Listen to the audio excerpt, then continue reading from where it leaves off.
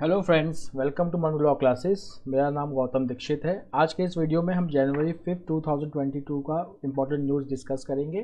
Before I start the news analysis, let me make an important announcement that window for filling up the CLAT application for 2022 has already open.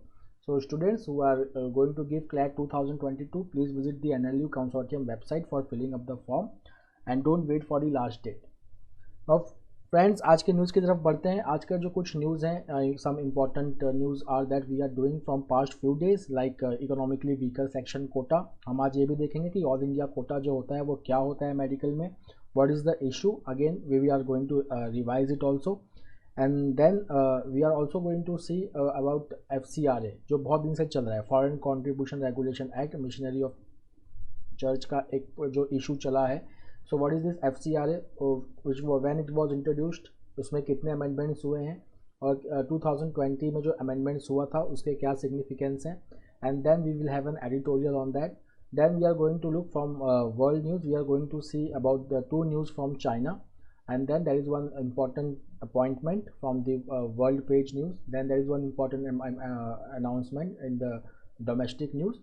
फिर हम चलेंगे RBI ने कुछ decisions लिए हैं उसको हम देखेंगे. And then we will also see what is reverse repo rate. So let's start the news. जो पहला न्यूज़ है that is from the supreme court. So supreme court जो है वो EWS कोटा का जो है आज केस सुनने वाला है, कोई डिसीजन आ सकता है. तो let's see what is this EWS quota case. So EWS का फुल फॉर्म होता है इकोनॉमिकली वीकर सेक्शन. अब यहाँ पे इकोनॉमिकली वीकर सेक्शन जो है इनको 10% कोटा मिलता है in educational institutions and government job.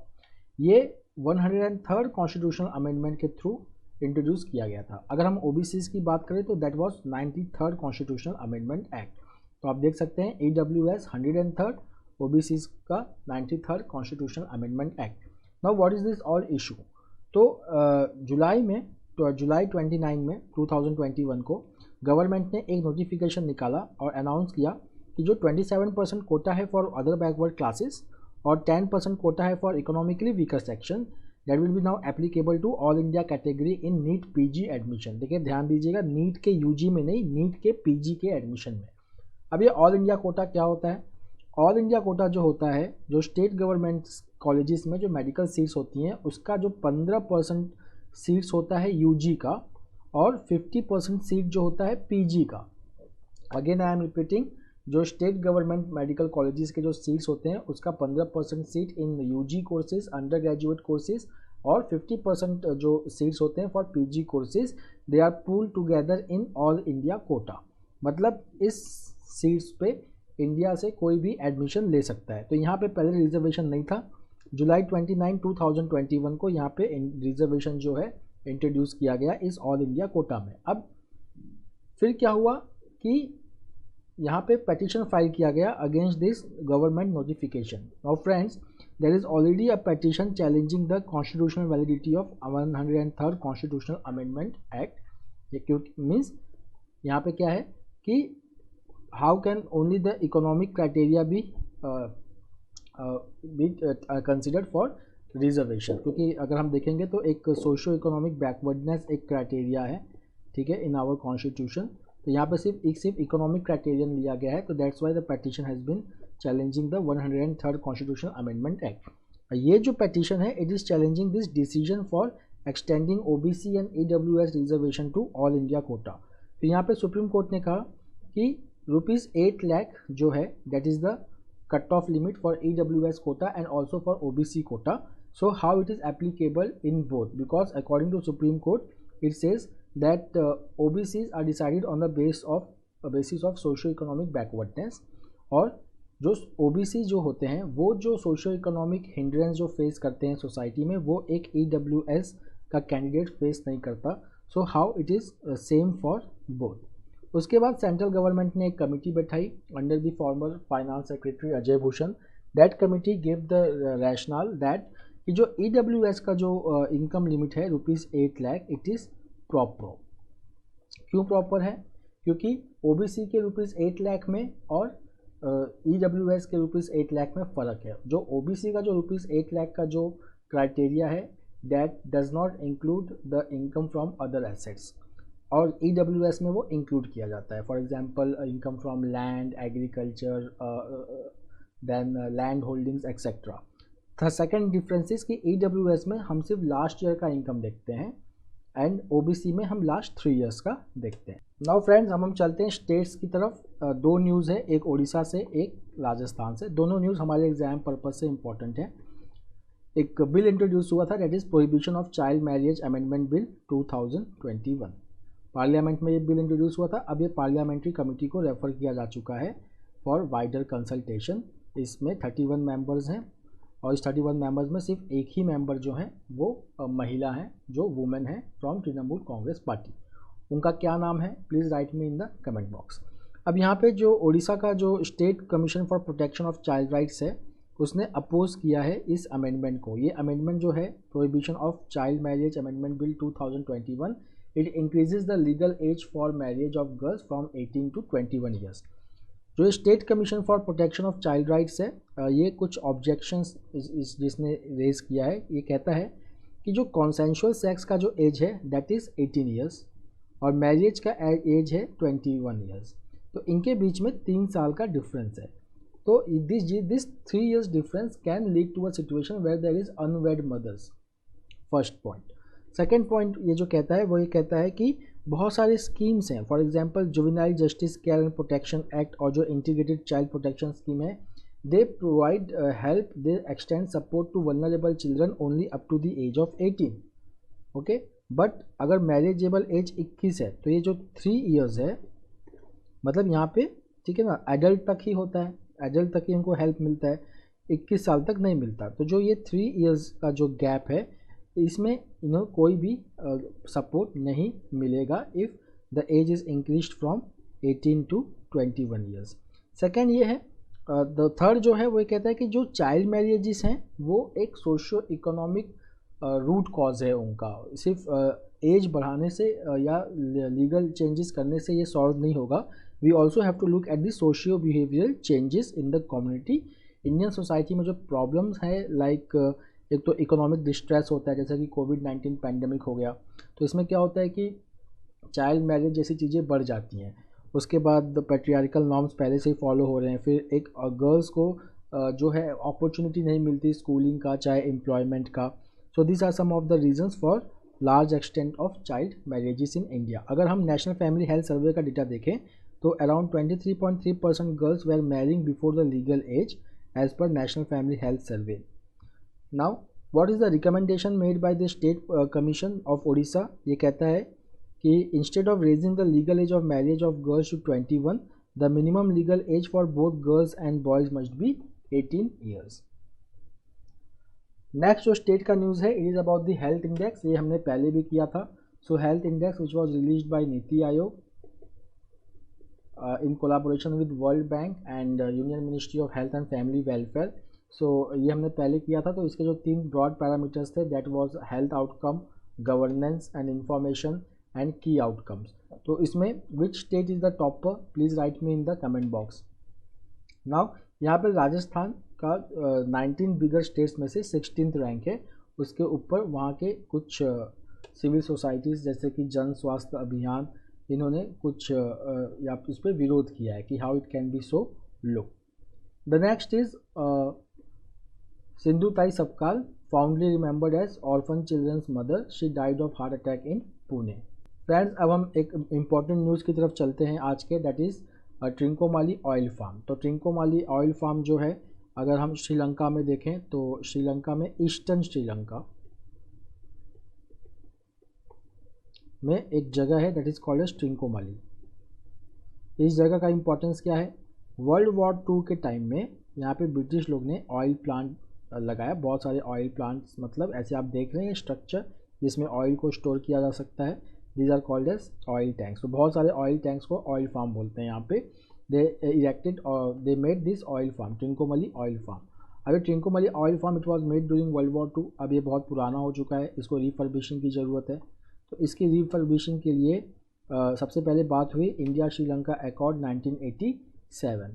फिर अराउंड 2003 में इंडियन ऑयल ने एक अपना सब्सिडरी बनाया to refurbish this Indian oil.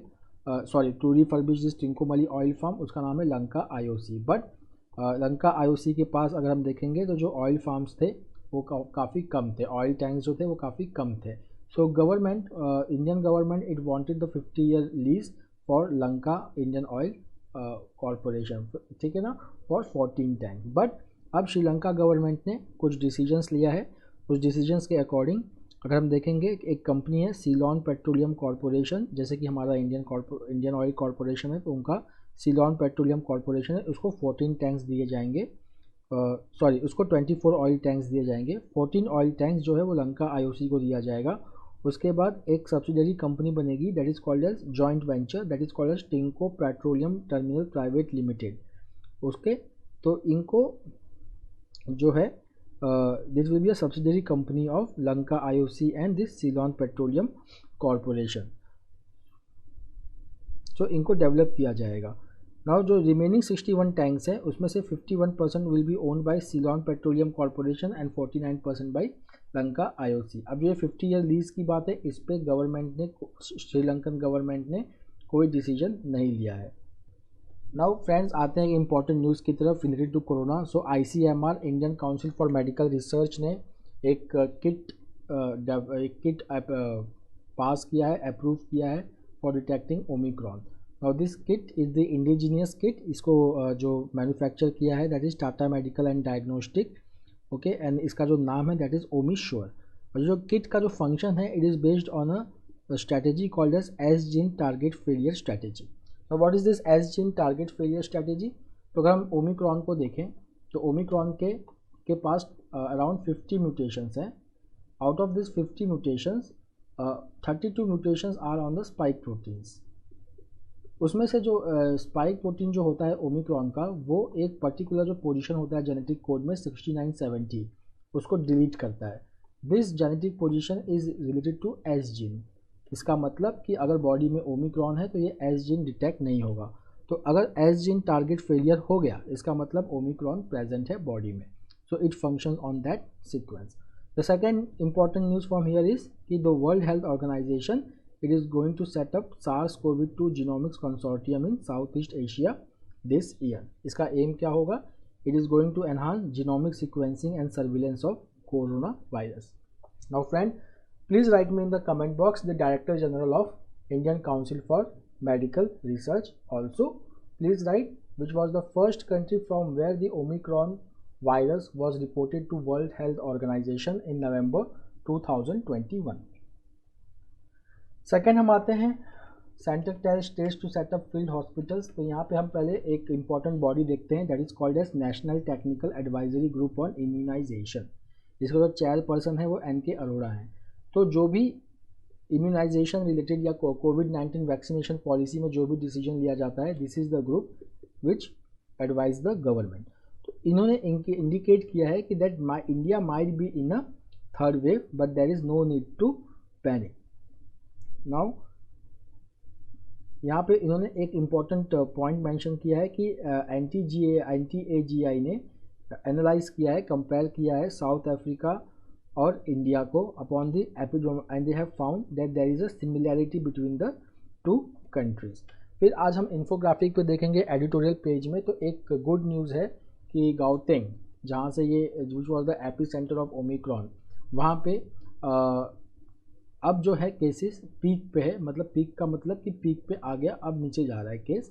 और वहाँ पे अगर हम हॉस्पिटलाइजेशन रेट देखेंगे तो वो डेल्टा के कंपैरिजन में बहुत ही कम है। तो अगर यहाँ पे अगर एपिडेमियोलॉजिकल सिमिलैरिटी है इंडिया और साउथ अफ्रीका के बीच में, so we can also expect that after a month और 2 month the case will start going down. उसके बाद this news is again that the new number of cases which are coming. हमने पहले discuss किया है कि इस बार ओमिक्रॉन के सर्च के time urban centre, it is the epicentre of surge, ठीक है ना। तो हम जैसे कि बात करें तो कुछ कुछ सिटीज़ बार बार आ रही हैं, like Mumbai, Delhi, then Ahmedabad, then Bangalore, okay. So here we are finding that the surge is very high. तो एक बार हम नंबर्स देख लेते हैं आज का। तो अगर हम नंबर्स देखें तो महाराष्ट्र ने 18,466 एक्टिव केसेस को रिपोर्ट किया है, उसमें से 10,606 सिर्फ मुंबई का है। फिर अब कर्नाटका में देखें तो 2479 है, ओके। और गुजरात में देखें तो यहाँ पे भी 2265 है।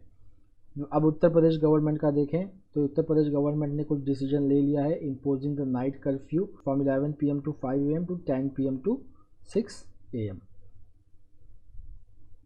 Now the next corona related news is about molnupiravir, जो डॉक्टर रेड्डीज लेबोरेटरी बना रही है। नाउ फ्रेंड्स, हमने पहले किया है कि मोलनुपिराविर जो है वो एक ड्रग पिल है, मॉडरेट डिजीज़ के लिए यूज़ किया जा सकता है। It functions by that is called as genetic correction type of methodology. तो यहाँ पे सिप्ला ने इसको पहले ही अपना नाम ब्रांड दे दिया है, that is called as Cipmolnu. अब जो डॉक्टर रेड्डीज लेबोरेटरी है that is manufacturing molnupiravir under the brand name Molflu, और उसमें एक टैबलेट का जो कॉस्ट होगा दैट विल बी ₹35 और 200 mg कैप्सूल का ये पूरा टैबलेट बनाएगा, okay. Now the next news is cruise ship with cluster back in Mumbai. तो यहाँ पे एक शिप का नाम याद रख लीजिए एग्जाम पॉइंट ऑफ व्यू से, उसका नाम है कॉर्डेलिया एक्सप्रेस। ये एक क्रूज शिप था जिसमें 2000 लोग थे करीब, और ये मुंबई से गोवा जा रहा था ड्यूरिंग न्यू ईयर, पर 2000 में से 66 लोग कोविड-19 पॉजिटिव टेस्ट हुए, तो गोवा से इसको वापस भेज दिया गया मुंबई, जो कल पहुंची Mumbai. Coming to the foreign affairs news, अब यहाँ पे क्या है कि Xi signs combat training order for PLA। PLA means people's liberation of army, China के आर्मी को हम पीपल्स लिबरेशन ऑफ आर्मी भी कहते हैं। कॉम्बैट ट्रेनिंग ऑर्डर दिया गया है, ये जनवरी 2020 में भी दिया गया था। जनवरी 2020 में जो ऑर्डर दिया गया था that was training in combat conditions, training in combat conditions. तो ये जब हुआ ट्रेनिंग इन कम्बैट कंडीशन, तो उसके करीब 5 महीने बाद ही गालवान वैली क्लैश हुआ, ठीक है। तो इसको फिर अब जनवरी 2021 में ये जो ऑर्डर है जिसको हम कहते हैं एनुअल मोबिलाइजेशन ऑर्डर, इसको हम कहते हैं एनुअल मोबिलाइजेशन ऑर्डर। तो इस एनुअल मोबिलाइजेशन ऑर्डर में इस साल क्या बोला गया है, combining training with combat operation. So training plus combat एक साथ चलेंगे, ठीक है। अब इसके रिपरकशंस क्या होंगे that we have to see throughout this year, but जो पिछले साल का रिपरकशंस था वो तो हमको पता ही है, that is Galwan valley clash in May 2020। कल ही हमने न्यूज़ किया था अबाउट पैंगोंग सो लेक। तो Pangong Tso lake which is in eastern Ladakh, 1/3 area is occupied by India, okay. Now the other 2/3 is by China. तो चाइना एक वहाँ पे ब्रिज बना रही है linking the north bank with the south bank, and it is going to reduce the travelling time, जो पहले 12 घंटा था अब वो काफ़ी कम हो जाएगा, 3-4 घंटे के करीब। So they can already move their troops easily from the north bank to south bank. The next is again related to China. So friends, हमने कल न्यूक्लियर नॉन प्रोलिफरेशन ट्रीटी के बारे में किया था। So please write me in the comment box the name of 2 nuclear tests carried out by India in 78 and 98. अब यहाँ पे न्यूक्लियर नॉन प्रोलिफरेशन ट्रीटी में I have already discussed that there are only 5 recognized nuclear power state in world, okay. इसमें एक cut off date भी है कि उस कट ऑफ डेट के पहले, ठीक है ना, 1 जनवरी 1969, उस कट ऑफ डे के पहले जिन लोगों ने भी न्यूक्लियर टेस्ट किया है वो लोग को ही न्यूक्लियर पावर स्टेट माना जाएगा। तो उसमें जो है US, UK, France, China, Russia ही आते हैं। Other and this treaty prohibits other countries from carrying out the test. So India इसको डिस्क्रिमिनेटरी मानती है, that's why India has not sign the nuclear non proliferation treaty. अब यहाँ पे China ने इंडिकेट किया है that it is going to modernise its nuclear arsenal, and also it has called US and Russia to reduce their stockpiles of nuclear weapons. Now coming to a very significant appointment जो है अतुल केशव का। पहले ये थे charge the affairs at the US embassy in new Delhi, अब ये president हैं US India business council का। US इंडिया बिजनेस काउंसिल है, ये एक इंडस्ट्री बॉडी है, okay, and he is going to replace Nisha Biswal. Nisha Biswal का अपॉइंटमेंट कहाँ पे हो गया है, Now she has been appointed as the US Chamber of Commerce Senior Vice President of International Strategy and Global Initiatives in South Asia.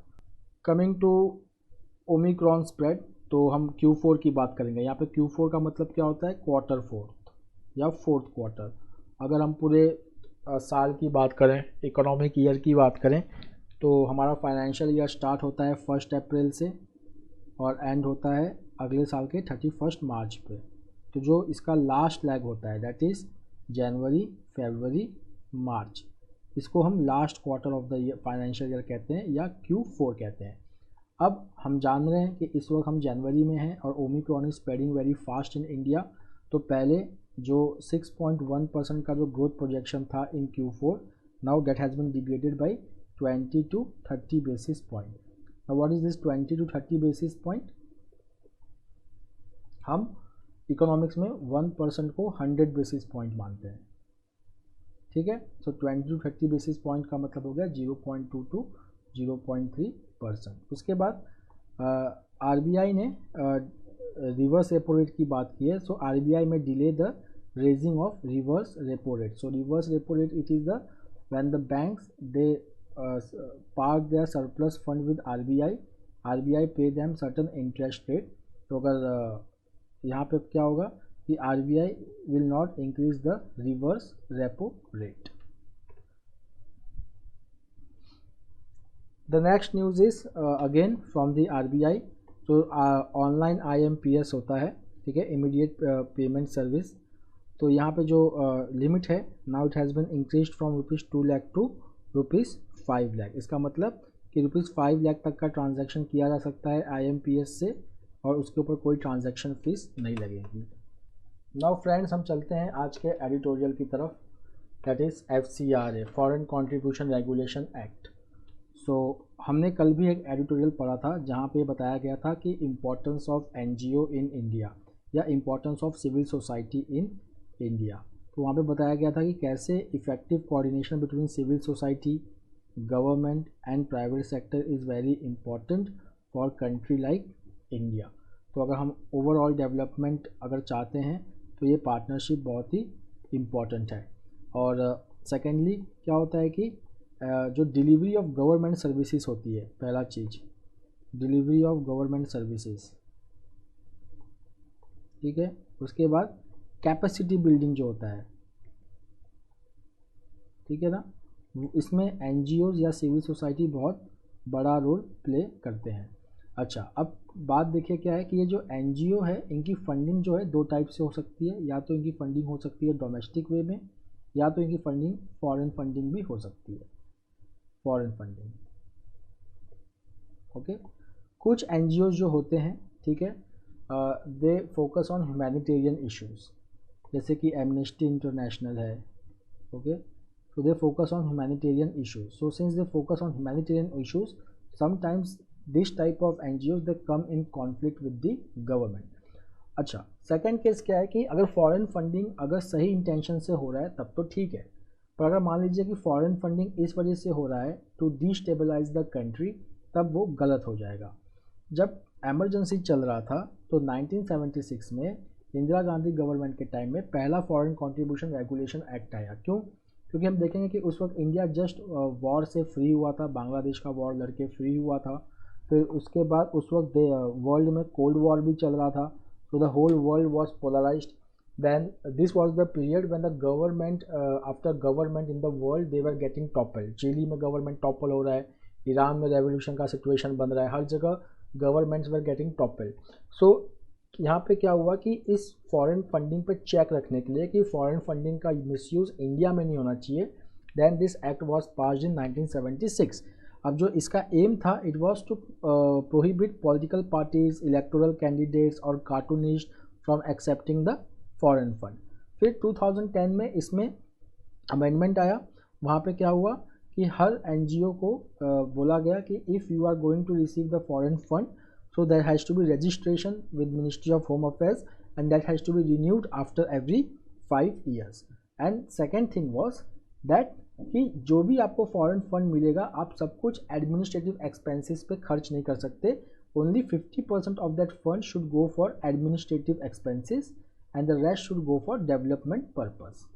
Then there was 2020 amendment जो सबसे important है, 2020 amendment. तो 2020 amendment में क्या हुआ, 2020 amendment में कुछ important चीज़ें आई. पहले तो जो ये 50% ऑफ फंड जो था वो यूज़ कर सकते थे एडमिनिस्ट्रेटिव एक्सपेंसेस में, it was reduced to 20%. So it was reduced to 20%, just 20%. उसके बाद और भी रिस्ट्रिक्शंस लाया गया. सम ऑफ द रिस्ट्रिक्शंस वाज कि अगर फॉरेन फंडिंग लेना है तो सर्टिफिकेट लेना पड़ेगा विद सेंट्रल गवर्नमेंट, और you have to take the permission from to accept the foreign fund. Second, this foreign funds can not be taken by any person who is a election candidate, editor और publisher of newspaper, जजेस, government servants और political parties. फिर the next was कि अगर foreign fund आ रहा है तो ये फॉरेन फंड उसी पर्सन को या उसी एंटिटी को ट्रांसफ़र किया जा सकता है कि जो FCRA में रजिस्टर्ड है विद यूनियन होम मिनिस्ट्री. इसका मतलब कि जो स्मॉल NGOs हैं वो इससे बाहर हो गए. पहले क्या होता था, पहले कॉन्सेप्ट था कॉन्सेप्ट ऑफ सब डोनेशन, कॉन्सेप्ट ऑफ सब डोनेशन. तो ये जो कॉन्सेप्ट ऑफ सब डोनेशन मतलब क्या होता है कि एक लार्ज NGO है, उसने फॉरेन फंड एक्सेस किया, अब वो जो डोनेशन है स्मॉल NGOs को दे देगा जो एक्चुअली वर्क करते हैं on ground between the people, and then this small NGOs they had access to foreign fund and they could carry out the development work in India. But अगर वो small NGO, अब 2020 में जो amendment आया उसमें ये चेंज आया कि अगर ये स्मॉल NGO FCRA में रजिस्टर नहीं है तो ये बड़े NGO से पैसा नहीं ले सकती, मतलब कि सब डोनेशन नहीं ले सकती. तो इनका वर्क जो है काफ़ी ज़्यादा हैम्पर किया. That is the second thing. So the next is कि यहाँ पे गवर्नमेंट को पावर है कि अगर समरी इंक्वायरी करने के बाद अगर ये लगता है कि किसी NGO ने FCRA के प्रोविजंस को नहीं माना है, then their licence can be suspended up to 1 year. पहले ये सिर्फ 180 डेज के आसपास था. So these are some of the changes. अब इशू क्या हुआ है, इशू यहाँ पे ये हुआ है about the FCRA renewal licences of some NGOs. ठीक है, यहाँ पे क्या होगा कि अगर लाइसेंस रिन्यूअल नहीं हुआ then they can not receive the fund. Okay, but अब क्या हुआ कि मिनिस्ट्री ऑफ होम अफेयर्स में पहले से ही थोड़ा डिले चल रहा है because of shortage of staff and other things. So December 31, 2021 को मिनिस्ट्री ऑफ होम अफेयर्स ने एक नोटिस निकाला और उसने कहा कि they are going to extend the validity of registration certificate. मतलब कि जो ख़त्म हो रहा था, ठीक है, उसको वो बढ़ा के March 31, 2022 तक कर देंगे. ठीक है, इसका मतलब कि September 29, 2020 से लेके March 31, 2020 तक अब ये जो रजिस्ट्रेशन पहले मिल चुका है वो वैलिड रहेगा. बट यहाँ पे एक कंडीशन था कि वो NGOs नहीं ले पाएंगे इस एक्सटेंशन का बेनिफिट जिनका पहले से ही लाइसेंस रिन्यूअल मिनिस्ट्री ने रिजेक्ट कर दिया है. ओके, अगर अब हम कुछ डेटास की बात करें तो यहाँ पे हम देखते हैं कि होम अफेयर्स के वेबसाइट पे है कि 20,675 20,675 परमिशंस जो हैं FCRA के अंदर वो कैंसिल हुए फ्रॉम 2011. ओके, उसमें से सिर्फ 89 were cancelled on request and rest were cancelled because they violated some of the norms of FCRA. उसमें से 80% ऑफ जो कैंसलेशंस हैं वो 2014 के बाद हैं और पर्टिकुलरली 2015 में सबसे ज़्यादा रिजेक्शन हुआ था, दैट इज़ 10,003. अब यहाँ पे है कि जो FCRA है, ठीक है ना, जैसे कि मैंने आपको बताया कि वो रिस्ट्रिक्ट करता है कि कोई भी सब ग्रांट नहीं दे सकता. ठीक है ना, अगर सब ग्रांट अगर स्मॉलर NGOs को नहीं मिलेगा जो यहाँ पे mentioned as a niche organisation which are working in very remote area, तो यहाँ पे इन निच ऑर्गेनाइजेशंस को डायरेक्ट एक्सेस नहीं था इंटरनेशनल फंडिंग को. So they were using bigger NGOs to access the foreign fund. But since this sub grant was banned after 2020 तो इनके पास फंड्स अवेलेबल नहीं हुए. उसके बाद जो इंक्रीजिंग लेवल ऑफ सर्वेलेंस है, ठीक है ना, तो इससे क्या हो रहा है कि उनके फंक्शनिंग पे बहुत ज़्यादा इम्पैक्ट हो रहा है. अब यहाँ पे दो चीज़ें उठ के आती हैं, दो क्वेश्चंस आते हैं यहाँ पे कि जो फंडिंग होता है अगर वो अप्रोप्रिएटली यूज़ नहीं किया जा रहा था तो अब तक सरकार को पता क्यों नहीं चला। सेकंड कि कहीं सेकंड केस ये हो सकता है कि इतनी लार्ज नंबर ऑफ कैंसिलेशंस का रीज़न कि कहीं ऐसा तो नहीं कि जो कैंसिलेशंस है it is based on xenophobic considerations, because this NGOs are questioning the government and speaking for the marginalised. Second is कि इशू ऑफ फंडिंग जो होता है कि हमको फॉरेन फंड की ज़रूरत क्यों है। तो दोस्तों कुछ कुछ ऐसे ऑर्गेनाइजेशंस हैं लाइक डॉक्टर्स विदाउट बॉर्डर्स और reporters without borders, okay, they are themselves international in nature. So इनका जो फंक्शनिंग होता है वो इंटरनेशनल लेवल पे होता है। They do not recognise boundaries but they recognise causes. तो that's why the funding is necessary. जैसे कि हम मिशनरीज ऑफ चैरिटी की बात करें, जो ह्यूमैनिटेरियन वर्क जो ये कैरी आउट करता है मिशनरीज ऑफ चैरिटी, वो नॉर्मली जो ब्यूरोक्रेटिक स्टेट है वो कैरी नहीं कर सकता। That's why we require NGO in democratic countries like India.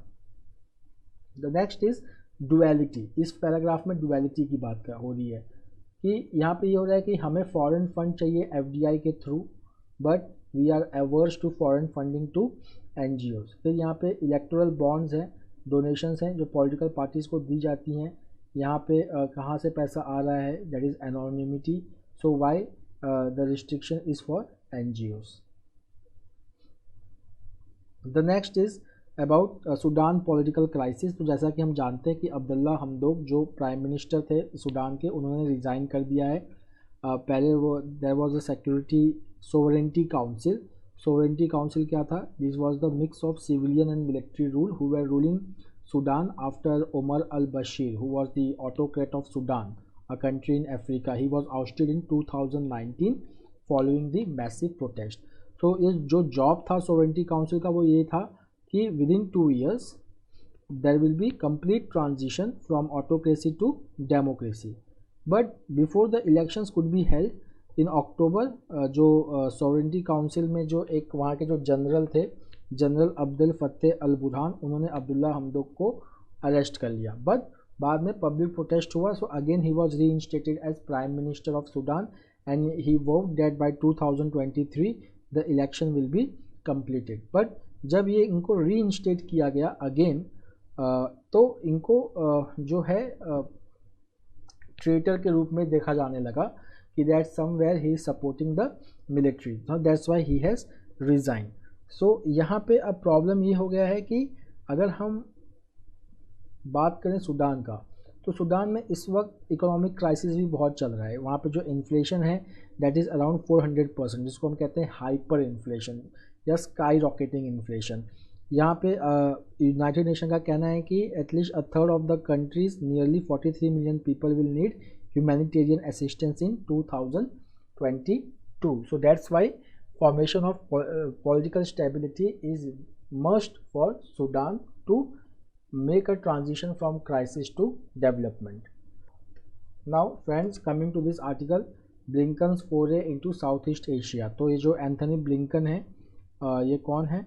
So Anthony Blinken, he is the Secretary of State of United States। जिन्होंने विज़िट किया south east Asia. South east Asia वो countries हैं जिनको हम ASEAN के नाम से भी जानते हैं, association of south east Asian nation. Okay, तो यहाँ पे जो है Indo Pacific, again we are discussing about Indo Pacific policy. Indo Pacific policy, तो यहाँ पे एक अकाउंट दिया गया है कि कैसे यूएस और चाइना की राइवलरी में ASEAN is going to play a very crucial role. यहाँ पे अगर हम देखेंगे तो चाइना का एक इनिशिएटिव है that is called as belt and road initiative. अभी उसी के under the first multinational railway corridor was built connecting China with Laos. Laos is the only landlocked country of ASEAN. Then second, US का भी अपना initiative that is called as build back better initiative. Okay, so over here this is important. तो यहाँ पे क्या हो रहा है कि बिल्ड बैक बेटर इनिशिएटिव और BRI, आप समझ सकते हो कि इन दोनों का एक चैलेंज चल रहा है for developing infrastructure in south east Asia. और south east Asia that requires infrastructure. Okay, but हमने पहले भी ये आर्टिकल में पढ़ा था कि कोई भी एशियन कंट्री ये नहीं चाहती कि पावर पॉलिटिक्स या सुपर पावर्स की लड़ाई में साउथ ईस्ट एशिया सेंटर में रहे। Okay, so this are the important things. Second thing is कि यूएस जो है उसकी जो स्ट्रैटेजी है वो सिर्फ ऐसा नहीं है कि चाइना को मिलिट्रीली कन्फ्रंट करना है, US is now building infrastructure in Southeast Asian countries. Okay, और वो काम चाइना भी कर रही है through BRI belt and road initiative. Okay, and that's why अभी एशियान में जो है वो थोड़ा सा डिवीजन है. कुछ लोग चाइना को फेवर करते हैं like Laos and Vietnam and Cambodia, and कुछ लोग जो है वो US प्रेजेंस को ज़रूरी मानते हैं to counter balance China. Second is कि पहले से ही साउथ चाइना सी में 9 लाइन का इशू चल रहा है कि चाइना मानता है कि 9 line which passes through south China sea, उसके ऊपर की जितनी भी टेरिटरी है नॉर्थ में वो सारा चाइना का है, which has brought it into conflict with Philippines specially. But उसके against permanent court of arbitration ने 2016 में एक रूलिंग दिया and it rejected Chinese claim beyond 9 line. The next is कि यहाँ पे कुछ एक इम्पॉर्टेंट टर्म मेंशन है that is called as blue dot network. So what is this blue dot network? Blue dot network है वो 3 countries का initiative है mainly led by US. That is the other 2 countries are Japan and Australia. तो जो blue dot network है वो एक ऐसा नेटवर्क है for building infrastructure. Okay, private sector led infrastructure development. Now friends, let's come to infographic. एक good news आ रहा है गाउतेंग से. गाउतेंग क्या है? साउथ अफ्रीका का वो प्रोविंस जहाँ पे ओमिक्रॉन का कहर सबसे ज़्यादा था. अब अगर हम इसको स्टडी करें तो ओमिक्रॉन क्राइसिस को गाउतेंग प्रोविंस में, तो यहाँ पे ये देखा गया है कि 50 डेज़ के बाद जो इन्फेक्शन है वो रैपिडली डिक्लाइन होना चालू हो गया. ठीक है, तो अगर हम देखेंगे कि केस जो है as compare to delta variant, तो इसका जो केस बढ़ने का जो रफ्तार था वो डेल्टा वेरिएंट से बहुत ज़्यादा था स्टार्टिंग में. ठीक है ना, देन बीटा वेज.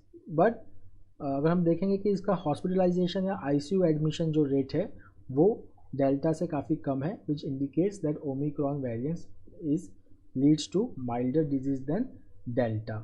ओके, उसके बाद जो डेथ भी है, daily death, that is also lower than beta and delta wave in South Africa. So friends, that's all for today. We will meet tomorrow again with the daily Hindu analysis. Till then, have a nice day. Take care. Thank you.